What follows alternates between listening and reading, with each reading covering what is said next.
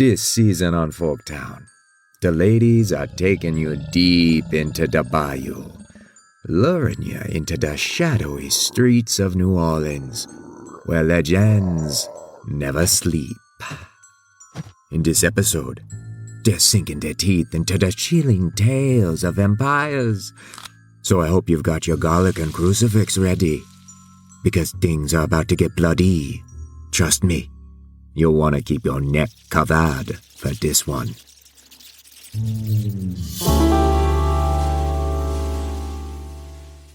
It was a calm morning in 1932 when the cobblestone streets of New Orleans' French Quarter began to echo with the footsteps of a young girl.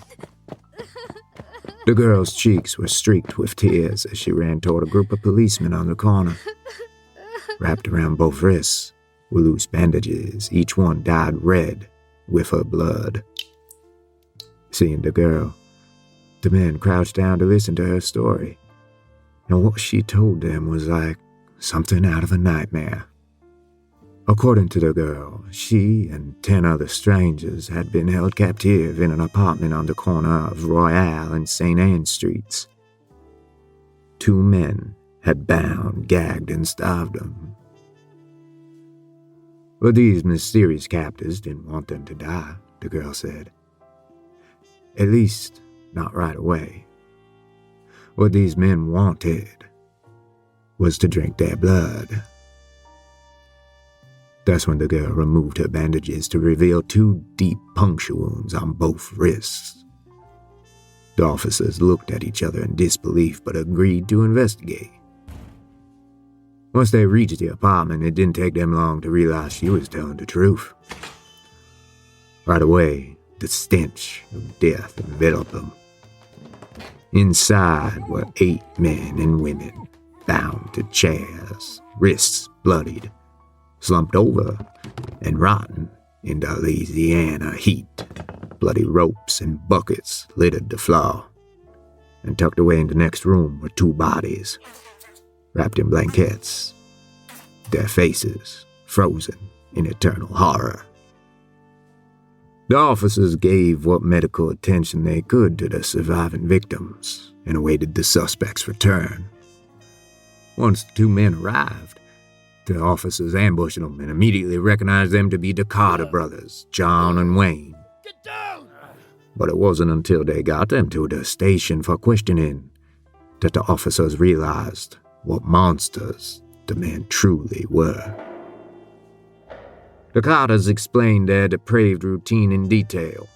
Under cover of night, the men would patrol the docks in search of a vulnerable, companionless man or woman to bring back to their lair. Once home, they'd sink their teeth into the wrists of their victim until blood flowed freely and drink until satiated. The brothers would then dress the wounds with bandages, which they'd reopen again and again to feed upon at their will. They spoke matter-of-factly. The kidnapped men and women were no more than a food source, a necessity. In fact, the Carters couldn't stop their scheme even if they wanted to. Why are you doing this? No! These men weren't humane.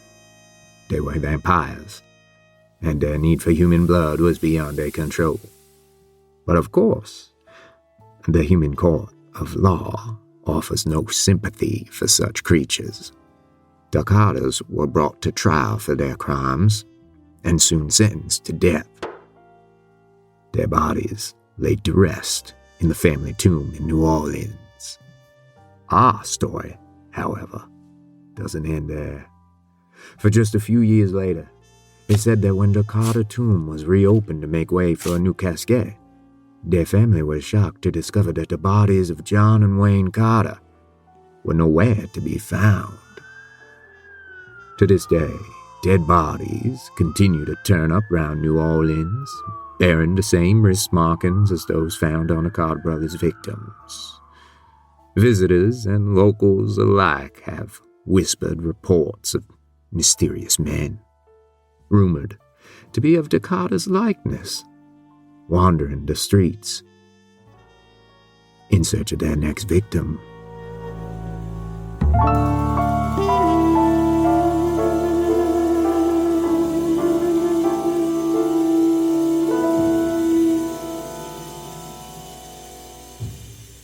Welcome back. So we are taking it down south to Louisiana. New Orleans. And we just heard for the first time the same story that you guys just heard. That is wild and disgusting. And we could not do New Orleans without starting with vampires. So true. That was fantastic. I just have to first just mention that blood drop. The three of us just looked at each other like, oh, I have so many questions. Well, here's the thing. So again, when we were planning and fleshing this out, we knew we wanted to do New Orleans. We knew we wanted to start with vampires. That is a perfect way to start talking about vampires because so strangely, in the months leading up to us recording, vampires in New Orleans on TikTok has blown up. Yeah. And people are telling these real life stories of, I met a vampire in New Orleans. I was bartending at a bar and I met a vampire. I took a ride home in an Uber and this guy told me about this vampire that I met. And there are so many stories. And one of them was this woman swearing that one of the Carter brothers came into her bar. Yeah. So we wanted to start with a story that was gruesome and also kind of paints the scene of vampires in New Orleans. Yeah. Old school. And I feel like this story, if you know of New Orleans, this story is one of the more popular lores around town. Like if weird things are happening, it's a Carter brother doing it. Yeah. And we had looked at pictures of the apartment where it is, envisioning that little girl on the balcony and then running down the street to get the cops. So creepy. It is really creepy. The whole concept of that is kind of wild. Like you envision, it's late at night or early in the morning. Is it early in the morning? And there's just this little girl running down bloody bandages and cobblestone streets, probably. Oh, for sure. I want Right? to know how she got out. How did she get away? Well, in my mind, I'm thinking if she's a little girl, right? She's a young girl. Maybe she just was able to wiggle free, get out of whatever was binding her. Maybe they didn't do them as tightly or they didn't, who knows? Because they're vampires, so they get drunk on blood. So maybe they were and then they go work at the docks during the day. That's the whole point of the story is the brothers, right? They worked at the docks and they weren't home. Well, and this is these are people who actually existed. I know that's the weird part. These aren't fake people. These are real people. We looked up pictures of their apartment. There are pictures of them. Yeah. These are real people. I mean, as long as the folklore is in Louisiana, it's vampires are where everybody points to, right? So you think New Orleans, you think the folklore, everything around it, we love folklore here, but it's vampires. And I think that's a perfect place to start with the why question. Yes. Right? Pourquoi, right? Or por qué? Because we have both French and Spanish here in this melting pot of areas. What I couldn't help but notice is, in our past seasons, we've said this a lot. Melting pots, right? We have these areas where all these different cultures are coming together and thus creating this epic kind of folklore where all of these different legends are coming together because you have that melting together of all these different cultures. And New Orleans is really no different, but we have this really kind of amazing birth of an area. This was not a place in, the United States where anything should have been built. This is swampland. This is marshland. And this is a place that really, where trade is great. We have ships coming back and forth, but nothing should have been built here. But as men are, and yes, I say men, okay, and I'll say it again, they decided, even though this isn't the best place to put this kind of stuff, we're going to build here. Okay. And they did. And so it started off as a French territory, late 1600s, early 1700s, right? It was French. Then Spain kind of took it over for a little while. Then they hit that Uno reverse, went back to France. And then, I'm sorry, I have to do this because this brings back my 7th grade social studies that I'm oh my God, and now it's worth something. Louisiana Purchase. Yep. Yo, $15 million. United States buys it. And now it's this huge trading area that, unfortunately, again, just like our last season, you get this whole kind of caste system built on like the backs of enslaved Africans, kind of developing this like infrastructure, this like city kind of infrastructure that's like, developing in the United States. And we have now French, Spanish, we have the indigenous tribes that are there. We have the Creole culture that's developing. We have the Caribbean. And I mean, like, it's wild what is coming up out of this area. Then all those cultures are bringing their own folklore, much like in our last season. You're the skeptic of the group, though. So Always. I do want to know, what do you think about that Carter Brothers story? So I do just want to know before you dive into the history of vampires. But this is why I'm bringing this up, because you said they're real. So I'm trying to picture this. I'm trying to picture this budding city. They're working at the docks. They got these people chains in their houses. Mm-hmm. But what we know about vampire folklore is vampires can't go out in the day. So how are they working at the docks during the day? And these people are chained in their homes while they're at work. Okay, how you out during the day, bro? All right. So that's where I'm like, okay, so are you a vampire lifestyler? You know? Or is there's wait, are they vampire influencers? Are you just like maybe like 300 years ago there was something going on there. Maybe there's something to the lore that we're missing. I don't know. Well, can you, since you're our history buff, can you, well, what's the history of vampires to begin with in New Orleans? Like, where is that starting? Like, where are we? I still can't really even pinpoint the where prior to Anne Rice really blowing this up with her novel Interview with a Vampire, really like making it a solid New Orleans staple. And I'm not saying it wasn't there prior to that. I'm saying she popularized it big time. For me, I'm so quick to jump onto the universe that this is, yes, they worked at the docks. Maybe the commercialized version of vampires can't go out in the sun. Yeah. Mm-hmm. I mean, we're not talking Edward of Twilight here, just glistening. I was just going to a sparkly boy. Yeah. So he could go out in the sun. Vampire Diaries, they had the ring. That's true. That's very true. Mm-hmm. So, I mean, I'm not, I know you like to myth bust us right down that. Mm-hmm. Well, and it's the same thing with like the garlic. If you wear like garlic or you keep garlic in your house, it will ward off vampires. But like so many vampire stories, it's like, well, the garlic doesn't do anything. Right. So Crosses like, is sometimes it don't right? Need it, right? Exactly. Yeah. So like obviously there's so many different lore stories out there. Yeah. Which ones are gonna reflect? Maybe talk about Anne Rice a little bit. Like, what did she do with Interview with the Vampire? I mean, like, I've read it. Yeah. You read it? No. In the process of reading it.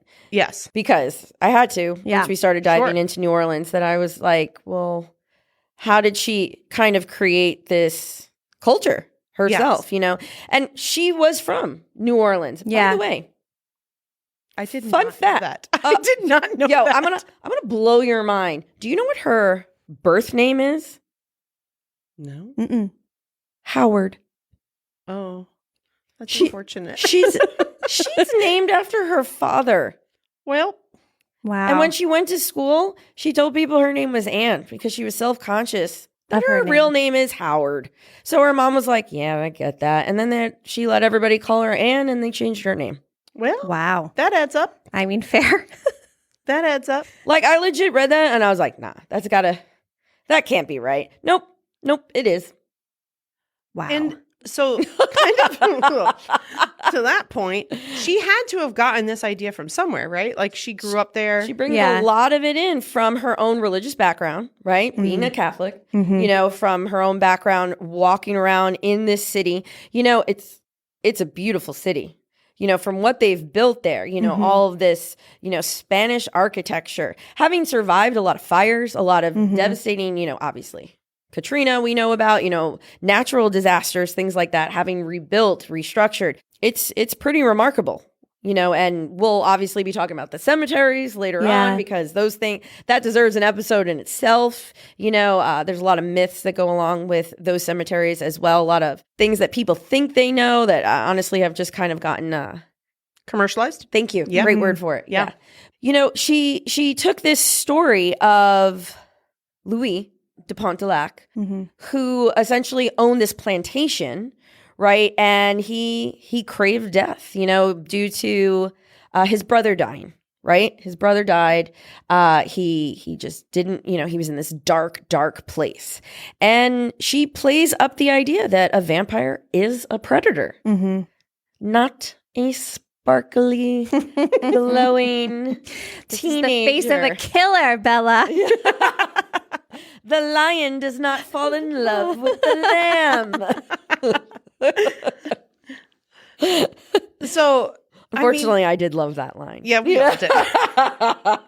We all did. But it is kind of fascinating. Team Jacob. Well, it's also it's fascinating that like from that novel, it really sparked so much of the vampire books after that. Because like I feel like her novel is the first like really publicized Kick that door open. vampire book. And then from that, we've had so many. Yeah. And like I feel like there's like spurts where like vampires are really popular. Like right now, Yeah. they seem to be having a resurgent. And there's just so many variations. There's so many like, you know, sparkly one. I mean, Stephanie And- Meyer really like She tried to recreate her own version, which hey, she nailed it. Yeah. She's doing just fine, folks. Yeah.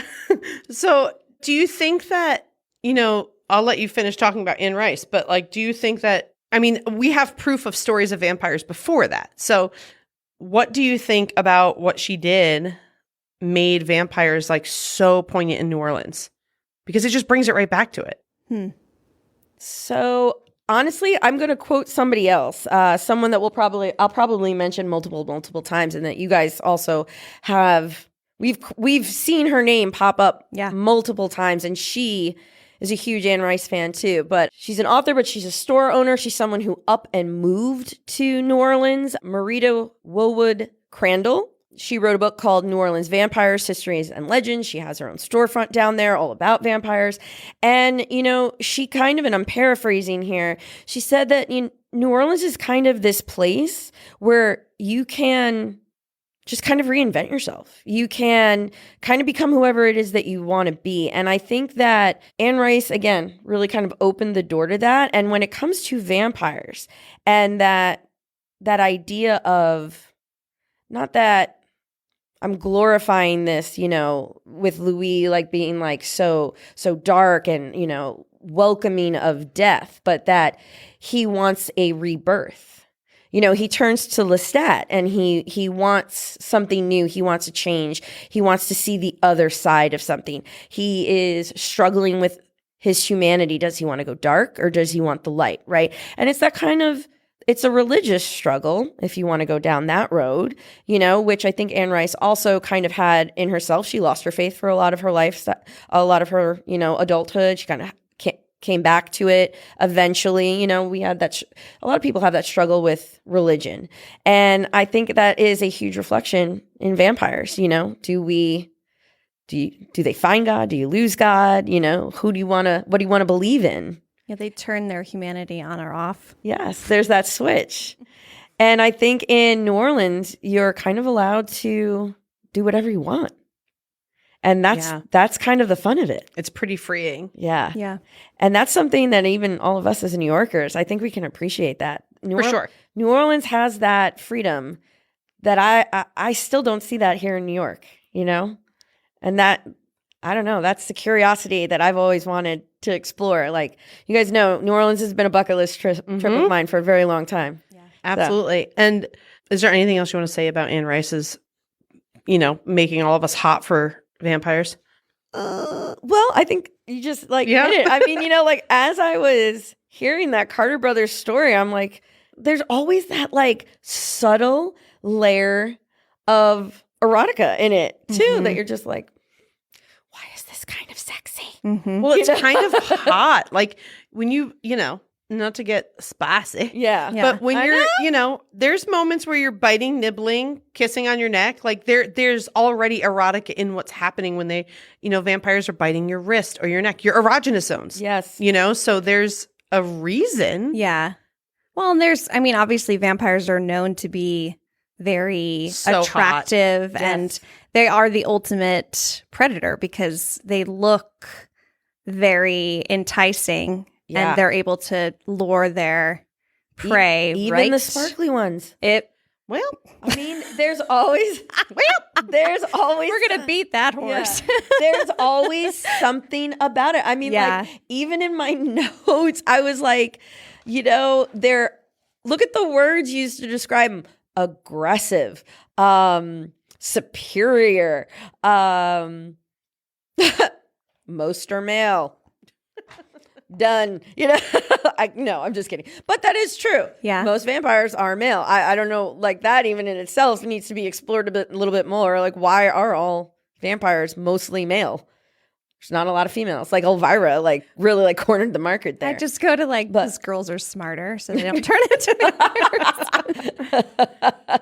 But there's that mental control. There's that I'm staring into your eyes and I can, that intensity, and you're just like, is it getting warm in here? Is just me probably. Yeah. And it's that darkness that you're like, ooh, I could do something bad. And again, good versus evil. Yeah. So it's all right. So you're saying tempting. that while vampires existed, we know okay. While we have stories of vampires in New Orleans predating Anne Rice, Anne Rice kind of put them on the map for New Orleans. Mm-hmm. Yes.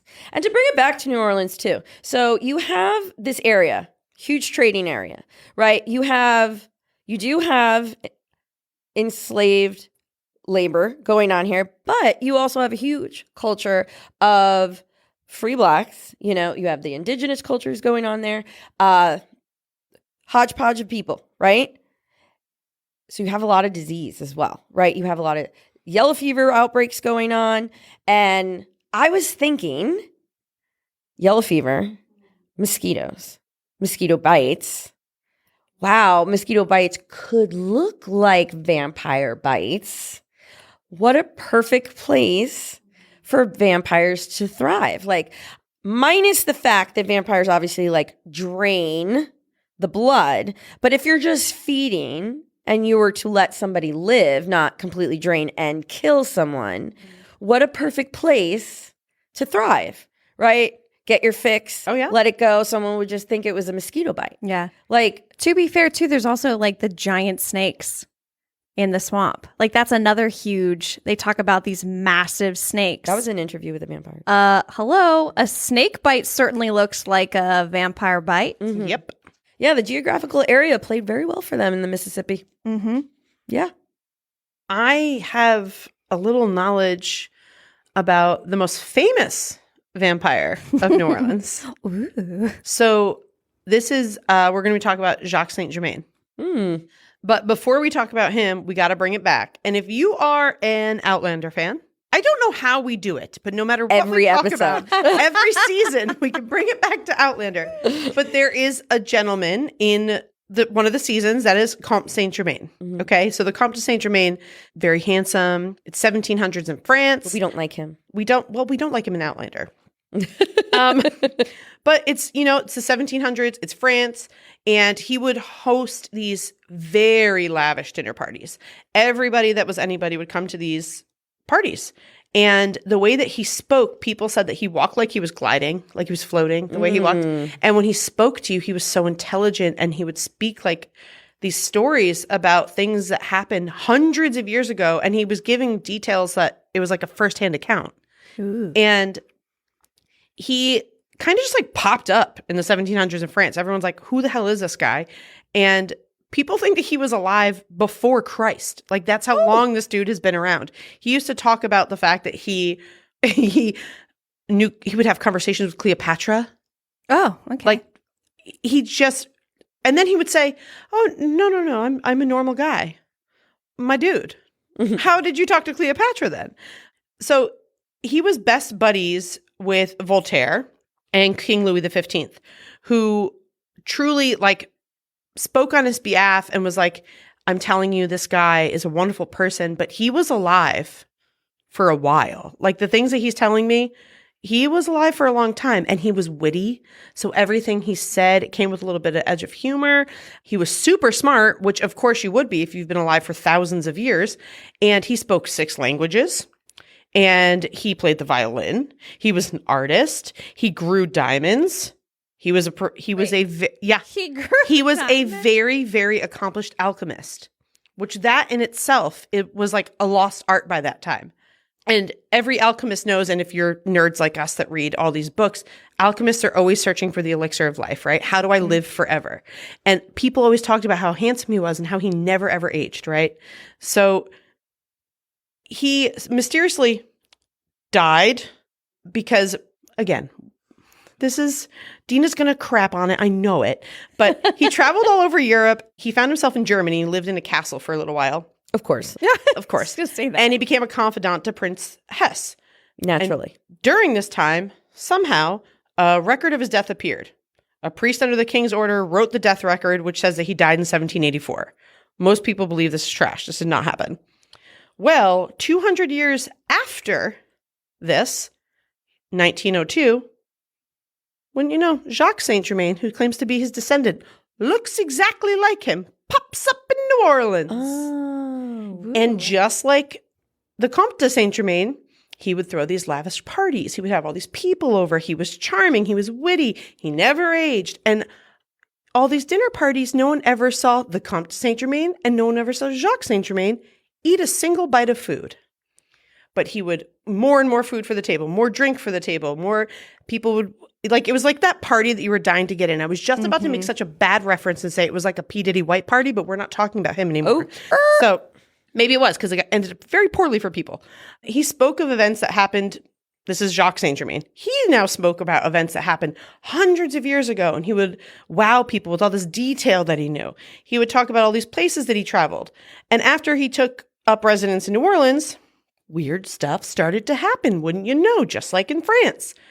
And he would eventually disappear again, but everyone started to put together. So if you're a direct descendant, you look just like him, which we've seen that happen, right? Mm-hmm, like there's people that look very much like him, but there's some really weird things that happened that made our boy Jacques there he kind of sold himself out. So going back to the Comte de Saint-Germain, many years later, somebody found a letter that kind of proved, wait, maybe people aren't wrong. Maybe this is the same person. So this is a letter from Horace Walpole. What a name. The fourth Earl of Oxford, to his friend Horace Mann. They really knew how to name people. Horace Mann, okay. Yeah, Howard isn't looking so bad. Talking about Saint-Germain, he's an odd man who goes by the name of Comte Saint-Germain. He's been here just 2 years, and he won't tell us who he is or where he came from, but he professes that he does not go by his rightful name. He sings, plays on the violin wonderfully, composes, and is mad, but very sensible. He called himself an Italian, a Spaniard, a Pole, and somebody that married for a great fortune in Mexico. He ran away with her jewels to Constantinople, a priest, a fiddler, and a vast nobleman. The Prince of Wales has unsatiated curiosity about him, but in vain. And there's no birth records of the Comte de Saint-Germain, and oddly enough, no birth records of our boy Jacques de Saint-Germain. So people were like, okay, maybe they're similar. And then our boy Jacques told the same stories that these people are now finding these letters that people were writing about the Comte de Saint-Germain, and he's telling the same stories. Could these be stories passed down through the family? Sure.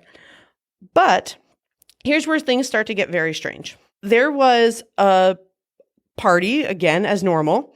The cops were called to his house.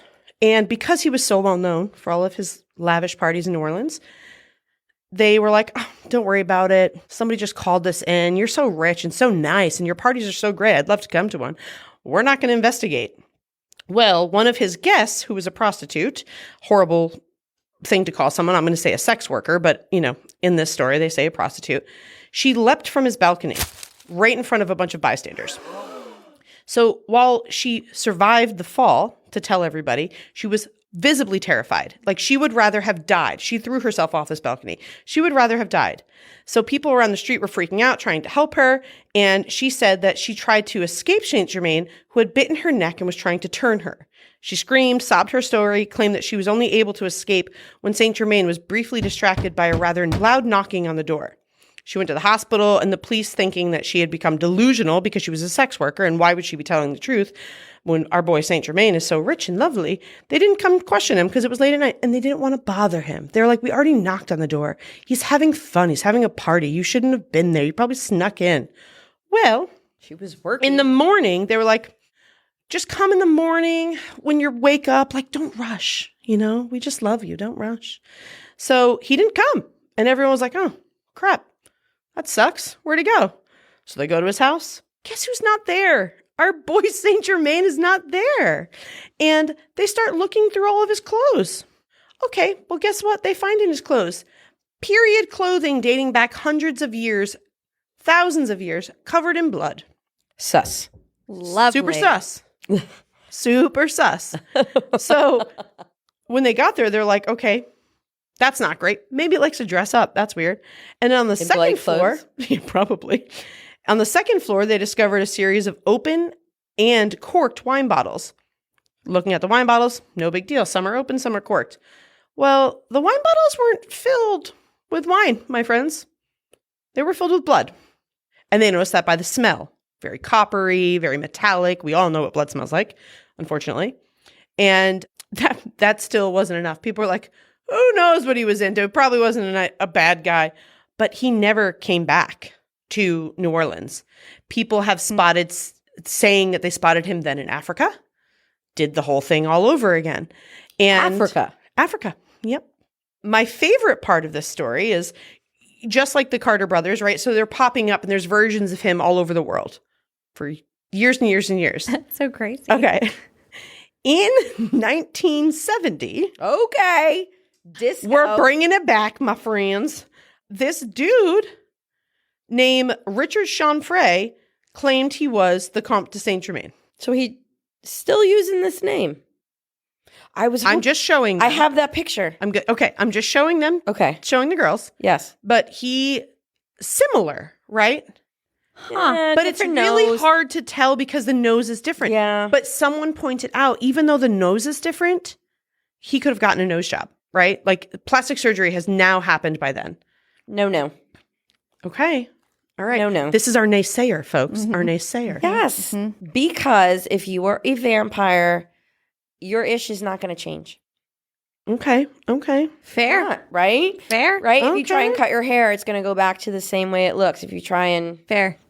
change anything physically, it's supposed to go Very back. true. Yeah. That's very true. Was that a photo of him before he was a vampire? That's true. Valid question, yes. Dayelle. This is the Comte de Saint Germain. So this is the OG, the first version. So that's a picture from the 1700s when he was in France. So probably a painting. a painting. An oil painting. So Which I'm just could be saying, inaccurate. Exactly. I'm Yeah. just saying, The nose could be too big. absolutely. But just bringing it back to him, when he was in New Orleans, bodies were going missing. People that would come to these parties, they would invite people of lesser nobility to these parties with the hopes of he would be able to sneak them away. Nobody would notice. They're not coming with anyone. He would meet someone on the street. Oh, blah, blah, blah. I really love your look. Why don't you come to my party? I'll give you a dress. It's okay that you don't have a dress. I'll give you a suit. It's okay that you don't have a suit. I'll give you the right garb. And no one there knows that person. So when they go missing, he would feed on them during the party, and then he'd go back down to the party. Again, never ate a bite of food in front of anyone. Always drank wine, which we bring back to most vampiric folklore. They'd put their blood into the wine for blood-laced wine so that they could look like they were taking part. That also reminds me of someone else that we'll be talking about in a later episode Ooh, tidbit. that would return to parties after she would do some certain horrible things. So I don't know. I'm just saying this is the most famous vampire in New Orleans. But here's my thing, okay? So if he is real, Yes. if he is real, Mhm. and now tell me the timeline again, like Comte to Jacques. Comte is 1700s France. Jacques is 1902 New Orleans. So we're talking like 200 years. 200 years. 200 after years. he dies, 200 years. And now he's disappeared again. So there's sightings of him all over the world, specifically Africa. And it makes sense he would disappear because he doesn't want people. He got caught. People need to forget He him. for sure got caught. Do you think he would return to New Orleans? Well, that is another thing that people say. They cite him on the street all the time. And he could be a rebirthed version of himself. Right. And this dude in the 70s said he was him.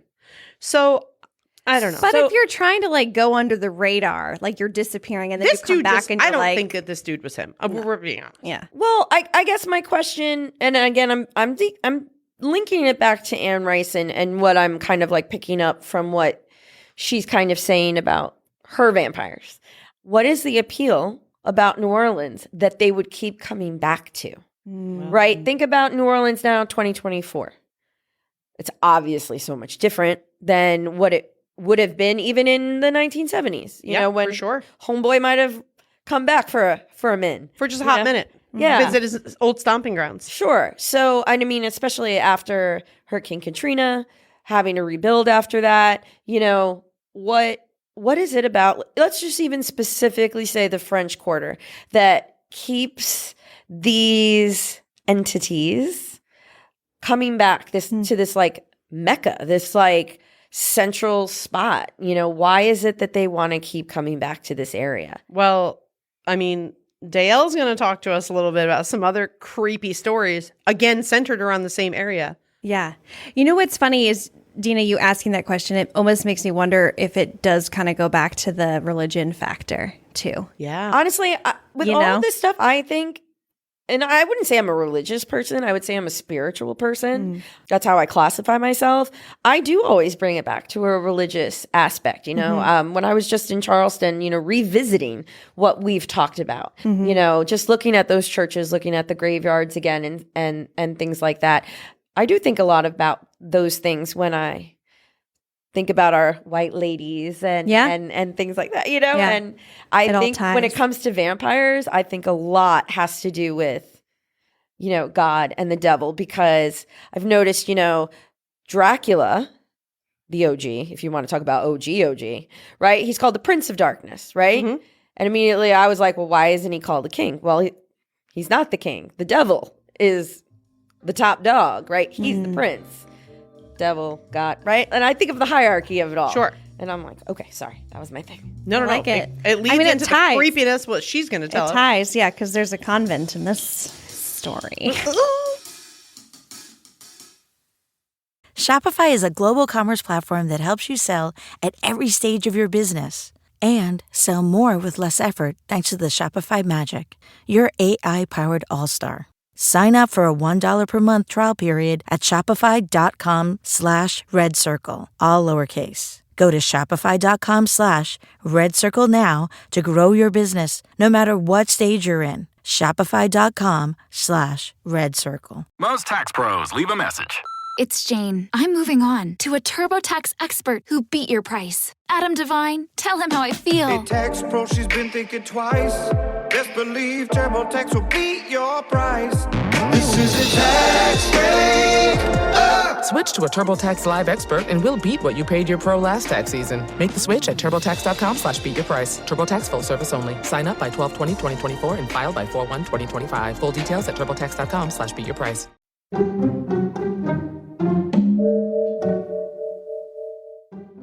So this is kind of a fun story. Fun, maybe not the right word. I feel like you're going to like this story, though, because it's a little bit more based in fact over. Like we need like the sand on the. This is the story of. Exactly. All right. So basically this story is taking place 18th century. So this is when New Orleans is still pretty young as far as a colony goes. It's still under the French rule. And the city needs more settlers, particularly women. Yeah. The male population far outnumbered the female population, leading to a call for prospective brides to be sent from France.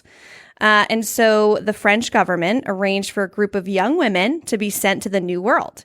These women often referred to as, I'm going to butcher any of these French words, so I apologize to anyone that is French. Les Fées à la Cassette, or the Casket Girls. They arrived in New Orleans in 1728. So like earlier than the 18th century. But anyway, they came, and the Casket Girls arrive. They're put on a ship to sail to New Orleans, and they have these small wooden chests with them, or casquettes. And it took almost 6 months for them to cross the Atlantic. Oh dear God. Can you imagine? So, yep. So just keep that in mind. That's a good note to keep in your head. So obviously, when the women finally disembarked, stepping onto the soiled ground of New Orleans, each clutching their small little, coffin-shaped chests, they were really excited and also nervous about being here. Obviously, they're excited to be married and start families, and the prospect of that was very exciting for them. When they got off the ship, however, all the townspeople started to whisper. And men, specifically, whispered pale. Men. Noticing how pale the women were. So much so that their skin blistered under the subtropical sun. Ooh. So, the girls, they're known as the Casket Girls. There's a French word for that, but I'm not going to butcher it again. They are taken by nuns that belong to the Ursuline convent. Probably not saying Ursuline. That. There you go. Yeah. And then I knew that one. Yeah. So they go to this convent, and the nuns keep them there until they are ready to be married off to these men. However, of course, as one can expect, these men did not like these women because they came off the ship looking rather ruffled and pale. And so the men really any of the women that were married off were in very, very bad marriages. The men were very abusive, and it was bad. And then any of the women that weren't able to find husbands had to go into prostitution to survive. So clearly, this is not good. This is not what the French king had thought would happen when he sent these young women to this land. So he was somewhat enraged when he found out that this was happening to these women. He demanded that these girls be sent back to France. And so in preparation for these girls to be sent back to France, they were brought to all of these women that I'm assuming were the ones that were married off or left to do other things that they didn't want to. They were brought back to the convent and brought to the 3rd floor of the convent. This floor had been long sealed off from the outside world. It was kind of probably like a storage area in the convent. These girls were brought up here, and they were locked inside until it was time for them to be sent off onto the ships and all that fun stuff back to their homeland. Well, several days later, the nuns returned to bring the women to their ship. But when they opened the door, they felt immediately a heavy sense of unease. They couldn't really see anything. No one was in the room. But not just the women were missing, also all of their belongings that were in the little caskets that they brought with them. All of the caskets had been laid in the floor because there were like spaces for them to put these little trunks, casket things. They were all wide open, and there was nothing inside, and the women were gone. Even though they had been sealed inside. So, of course, nuns, being nuns and very religious, they felt a huge unease. They were like, okay, something's going on here, and it feels like maybe these women were not totally human. This is their speculation. So they were super freaked out. They called up the Pope, and they were like, hey, Pope.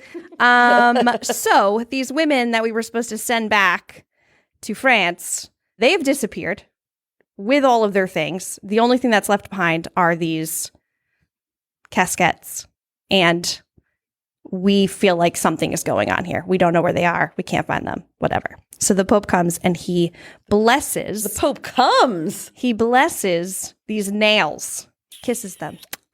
Wow. And they seal the door shut, and they seal the shutters on the windows shut, and they lock it all down. They just left it all in there? They just closed it up. Great. That's not going to make anything haunted. And I think what makes this so eerie is the fact that there's no one knows what happened to these women.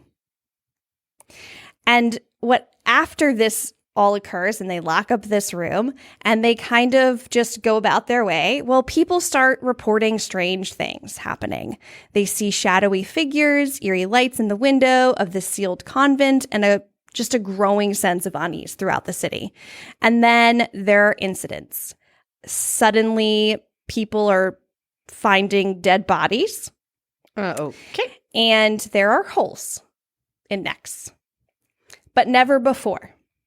And so I guess the concept is that when these women were locked away out of fear for their lives, because they were able to go about and do what they wanted when they were married off to these people or just living freely, freely. Once they were locked away, obviously that enraged them. And so then they started taking it out on the rest of the... I don't blame them. It's kind of like people then were kind of like, okay, maybe these girls were not seeking husbands at all. Maybe they were very much just looking for bodies to feed from. I mean, get it, girl. And it's fascinating because there's so many variations of these stories of this specific group of women, because there's tons of these women. And like, I think this happened more than once. Like there were more than one shipment of women. Yeah, which is, lovely. I had to look. In the one book that I have, it has a list of all their names and ages. And the youngest, just from a brief scan, it looks like was 12. Yeah. Oh my God. The oldest was 30. Yeah. Practically ancient. 12 to 30. Well, at that time, she probably was a spinster. It feels very 12 eerie. It feels like there's more to that story. And there's also like speculation that they're still locked away in the convent. Like they never actually disappeared, that they just locked them away. Yeah. And that was also part of, And to wrap that up, before you tell us your other creep show story, this to me is like very reminiscent, born and raised Catholic, right? They used to love to lock people away. Yeah, and if they thought these women were vampires before they put them up there, that may have been their plan the whole time. Like, let them die in there. Let's take their stuff, bury it away. And maybe they were vampires and they were like, let's let them think that they can do this. And then we are going to rage and we are going to burn this city to the ground. Mm-hmm. I mean, I can't imagine. And I think like you 12? Yeah. And you think about these girls, 6 months on a ship. Well, I guess I also would wonder how they were selected. Yeah. Well, let's be honest. They didn't have a say in anything. So sure. Yeah. I think that's a good way of putting it. I mean, it also makes me think about Jamestown, the settlement, right? That's how that happened there as well. That's what it reminded me of. Yeah. Yeah. And this was supposedly for this, for the casket girls, was to supposedly like class up this New Orleans area, so that the men, because there were too many men and they were all being naughty. Two men. Yeah, two manly men. Now the women were coming and now we'll civilize them. Everyone will start like acting more classy now that the women are around. We'll start getting them married and the people will start having families, that we'll start having like a class system again and, creating that like antebellum South. And they did that really well by letting all the vampires eat everybody. Yeah. So now I'm thinking about it, and it's like in every culture, dating back past even like the 15th century, when we had good old Vlad the Impaler, who was the inspiration for Dracula, Bram Stoker's Dracula, right? Who, I don't know. That was the one that I was like, do you guys want to see a picture? Because I'm like, this hottie. this hottie that wow, what a dime piece. Yeah. I like his headdress. Me too. You know, I just always love showing people a picture of him. Yeah, wow. You know, he's the inspiration for Dracula. Yeah, really works for me. Something about him, guys. I don't know. He's cutie. I like those curls. I like the stash personally. Me too. But it's just like, even before that, you know, every culture has some sort of vampire-like creature, person, whatever you want to talk about. Yeah. Right. But every culture always is like, it's a myth, it's a legend, it's not real. Right. But every culture has it. So we're onto something. So how does that work? I don't know. You know what I mean? If it's dating that far back and every culture has it, then I don't know. Make it make sense. Yeah, to me, it's just like, you know, if everybody's saying it, then there has to be something. There's a seed of truth there. There has to be a seed of truth there. Yeah. And Dayelle. Yeah, this is kind of a cool little excerpt that I'm just going to read from, actually, again, Deena's mentioned her earlier, Marita Waywald's Cradle. So Crandall, sorry. Again, I'm very sorry about the names. Do you want to say it again? Nope. Katie, keep going. While researching that story, I kind of like couldn't not find this woman. She just did an incredible job. She just goes and like researches all of her books really thoroughly well. And what I found really fascinating is this specific building, this convent, you cannot tour the third floor. Like if you are just getting tours of the area. It's still there? It's still there. Ew. And is it in this one? Maybe. It might be in that one. We'll post pictures. Yeah, definitely. So basically, like the third floor is not part of the tours. So she was able to get kind of like the inside tour to research her book that she was going to be writing about said story for her books and stuff. And so this is from her, she did like a little blog of her experience. And I'm just going to read like one little short piece of it. If you guys want to read more, we'll have all the website info and all that kind of stuff on our socials as well as our website, because it's really fascinating and it's so creepy. Okay, I'm ready. But basically, so this is what she said. And keep in mind, this is her going to the Ursuline convent. And it is kind of like where the legend of the French vampire maidens started. And so she says she goes to this space. It's a rainy day. And then this is part of what she says. I noticed something else unique to this room. The door to the room was a Dutch door. My guide explained it had been placed there for the nuns' safety. The door allowed the nuns to safely pass food across the room without having to enter, keeping them out of harm's way.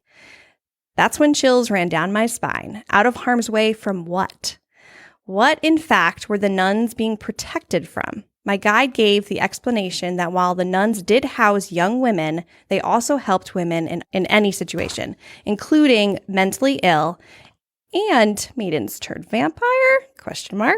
She said that the insane were kept in this room with brick floors, which made it easier to wash away any bodily fluids, and the chains held them when necessary. The door made it easy to slide food across. It was an acceptable explanation, but at the same time, the room could not have been more perfect to fit the fictional fantasy. She then goes on to say, my guide explained that Katrina had done a lot of damage to the attic, and the funding for repairs was substantial and yet to be obtained. Again, this was an acceptable explanation. She's kind of like, okay, I guess that makes sense that the room looks a little bit rough.